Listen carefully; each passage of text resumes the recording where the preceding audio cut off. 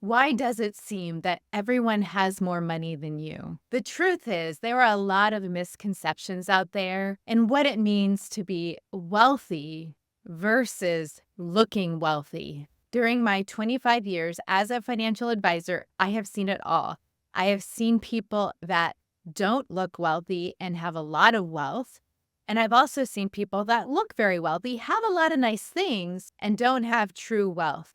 They don't have a backup plan. They're not financially independent, which to me, when I think about being wealthy, financial independence is simply having enough assets that create income without you having to go to work for the income.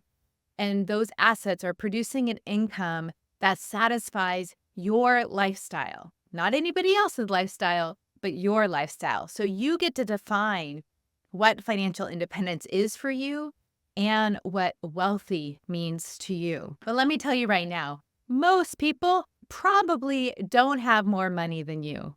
It can sometimes just appear to be that way. According to Northwestern Mutual, the average American has around 23,000 in debt. And I would say that's consumer debt, not including their mortgage. So things like credit cards, auto loans, student loans, all of those types of debt. Based on that same Northwestern Mutual, the average American has 65,100 in savings. Now, this is excluding retirement assets, 401k. However, the median balance was much lower at $8,000. That figure probably provides a more accurate picture because it represents a middle value in which half the balances are lower than that and half are higher than that. 65,000 versus 8,000 median is very different. Okay, so let's talk about this appearance of looking wealthy versus being truly wealthy. Now, in today's age of social media, it's very easy to put on stage, put on camera, if you will, wealthy things. Hey, you could be in a parking lot and take a picture of the fancy car with you right there next to it, and it can appear to the world that you own that Lamborghini. But do you really? So you really can't trust what you're seeing out there on social media.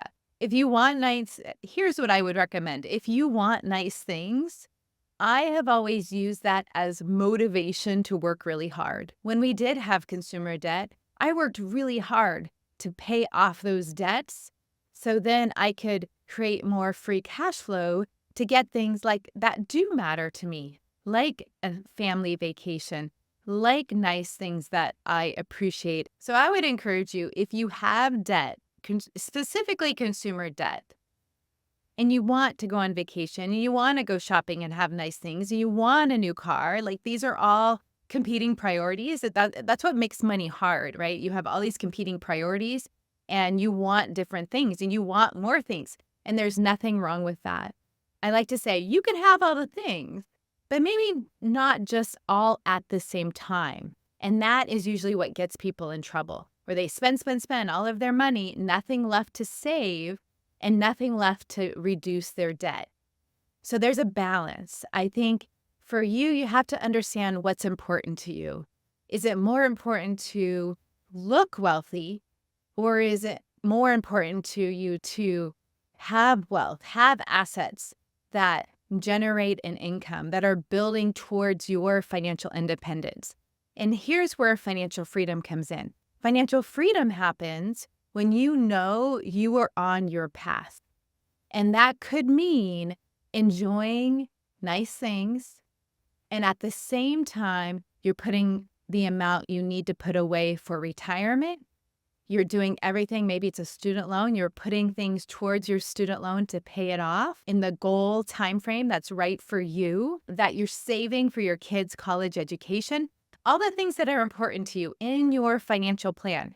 So really the secret is having a financial plan gives you the discipline to be on track towards your financial independence, towards building your wealth. At the same time, that financial plan can allow for space for you to go on vacation. It can allow space for you to go shopping and have nice things. It can help you build the savings to go buy the car of your dreams. It's just a matter of putting discipline into your plan and into your future. So, everything that you're doing is on purpose and intentional. I think what gets us in trouble is we may see something that we want and impulsively go get it without looking at how does that impact me financially? How does that impact my family? How does that impact the financial goals that we've already set? So that I think is a real key towards building that wealth. I think so much of the social pressure that we have out there, because so much of our lives are on social media, potentially, if you choose that, I think really it comes back to feeling grounded and trusting yourself and being in love with yourself. The more that you love yourself, the less you're going to look outward for approval, the less you're going to go to social media for approval. And I think you have to know thyself. So for me, I have no problem going onto social media, seeing things that I don't have that inspire me. I'm not in lust or I'm not in this desire. I look at it as motivation. Like, oh man, it'd be amazing to go on that trip to Italy, or it'd be amazing to have an outfit like that or shoes like that. But I don't look at it as I'm not going to deter my financial plan to go have those things. I'm going to incorporate it into my financial plan. So if that's important to me, then I'm going to sit down with my husband and we're going to figure out, how do we make this a plan? How do we integrate this into our finances and make it happen if it's important to us? But I'm not going to go just make a rash decision and ruin our finances because I need to keep up with the Joneses. I think the more that you have that self-trust and knowing thyself and that contentment, the less you're going to look outside for that approval. Here's what I've found when people are on a super intense financial plan, trying to get out of debt, mainly consumer debt, and not having a little fun in their lives. It can be kind of like going on a really strict diet, and then, you go out to dinner and you binge or you have a treat and you're like, and the whole thing goes off plan, right? Well, I think with finances, it's the same thing. You should allow balance in your spending specifically while you're getting out of debt. So it's important that you can go on a date night with your partner. It's important that you can go get a new shirt for a special occasion. It's important that you do self-care, whether that be a massage or acupuncture or getting your hair done. I mean, whatever it is for you, it's important that you feel that self-love. You feel like you're not in a beans and rice situation, if you will. So I want my clients to feel like this abundant spirit while they're in the discipline of getting out of debt. So I want them to have both, because I know that that is much more balanced in their ability to reach the goal. Human behavior has to be factored in. Behavioral finance is a real thing. If we looked at what the numbers tell us, that would be one thing. But what I have found is people bring their own story, bring their own experience. And we're human, so we're going to make mistakes. We're going to spend more than we should. We're going to go off track. But so I think it's the more grace that we can extend to ourselves, to our partners, and know that you just keep showing up for yourself. You just keep trying, and you have a financial plan. That's why financial plans are so important. Now that we've cleared these big misconceptions that may make you feel like you're behind, you're really not, because you are your only competition. So you can only compare yourself to you. I just want to encourage you to not look outside of yourself for approval or for validation. Because when you look to the outside for validation, we will constantly come up short. We'll constantly come up feeling like we're behind, feeling like we have to do more. That will just create a cycle of never being good enough. This negative mindset that you're never going to get there, you're never going to get out of debt, and you're never going to do this. That's just not energy we want to feed in your life. Okay, so there's a concept called wealth busters in my new book, Money Loves You. Wealth busters are thoughts that we have that get in the way of us really making progress with our finances. So thoughts like, I can't afford this. I'll never get out of debt. This is just too hard. I give up. That is something I hear all the time. That's the energy that we're putting towards our money and our thoughts. And so that's these negative mindsets, these wealth busters that are getting in the way. And so I have a free guide called 31 Hidden Wealth Busters. If you would like this, you can click on the link in my description and we'll get that over to you. But I think really taking the time to understand our negative mindsets around money and how they hold us back is super critical. And then how do we replace those wealth busters with wealth beliefs? With, I've got everything I need. I am resourced. I am intentional with my money. I am smart enough to do this. I have everything I need to build a financial plan.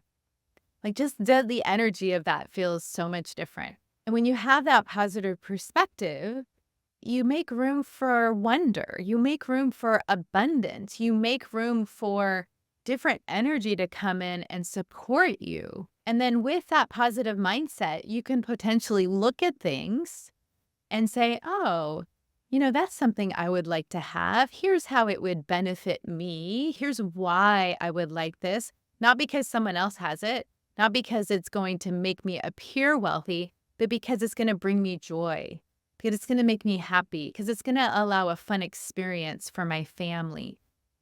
Those are all enriching, right? Those things are enriching in our life and actually help you become more of who you are. And for me, that's what I've seen as I've had nicer things show up in my life and worked really hard for those things. But it brings me joy. It brings fun, and I appreciate them at such a deep level. And I have those not because I want to look wealthy, not because I can, because I want them. And there's no defending what we want. Some things we just want things, and there's nothing wrong with wanting nice things. I love my work, and I always have. I have been in the financial services industry since I was 19. And I would say, looking back on my career, there are definitely times when I have been a workaholic. Yes, whether it's to avoid dealing with things in my personal life or getting probably outside validation and kudos and feeling recognized, that drove me to want more of that. And it was a chasing. And it brought me to here.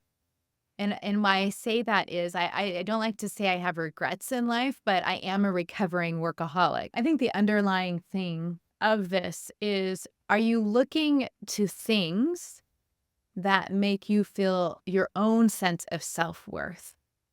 So for me, early on in my career, or even mid-stage career, I was doing, getting recognition in hopes that I would feel worthy. And what I have come to learn now is that I am worthy without doing any of that. I am worthy without all of the money. I'm worthy without all of the fancy things, without all the nice clothes, without all the designer purses. I am worthy just as a being, just as you are worthy. So there's nothing that we can own that will make you feel worthy. That's, I think, when people get this chase for more, this chase for achievement, they're really chasing this feeling of feeling that self-worth. So in my book, there's a quote that I say, your self-worth must always be bigger than your net worth.